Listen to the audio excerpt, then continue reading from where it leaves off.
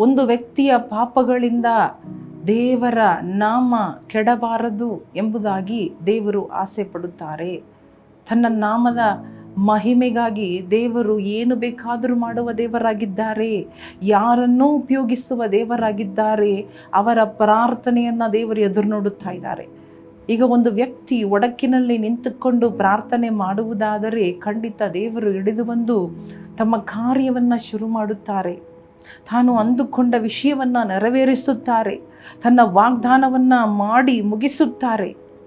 ಎಲ್ಲೋ ಒಂದು ಕಾರ್ಯ ತಡವಾಗಿದೆ ಅಥವಾ ಅಡಚಣೆಯಾಗಿದೆ, ದೇವರಿಗೆ ಅಡ್ಡಿಯಾಗಿದೆ, ಅಥವಾ ದೇವರ ಲೆಕ್ಕಕ್ಕೆ ಅದು ಸರಿಯಲ್ಲ, ದೇವರ ಎಣಿಕೆಗೆ ಅದು ಸರಿಯಲ್ಲ, ದೇವರ ಕಣ್ಣಿಗೆ ಅದು ಸರಿಯಲ್ಲ, ಇಷ್ಟವಿಲ್ಲದ ಕಾರ್ಯಗಳು.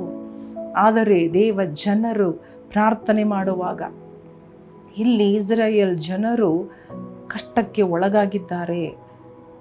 ಮಿಡತೆಗಳು ಅವರ ಮಧ್ಯದಲ್ಲಿ ಬಂದಿದೆ, ಕಷ್ಟಕ್ಕೆ ಒಳಗಾಗಿದ್ದಾರೆ. ಆದರೆ ದೇವರ ಪ್ರೇರೇಪಣೆ ಬರುತ್ತಾ ಇದೆ. ನೋಡ್ರಿ, ನಮ್ಮ ದೇವರು ಎಷ್ಟು ಒಳ್ಳೆಯ ದೇವರು. ಪ್ರಾರ್ಥನೆ ಮಾಡುವುದಕ್ಕೆ ಒತ್ತಾಯ ಮಾಡುತ್ತಾರೆ.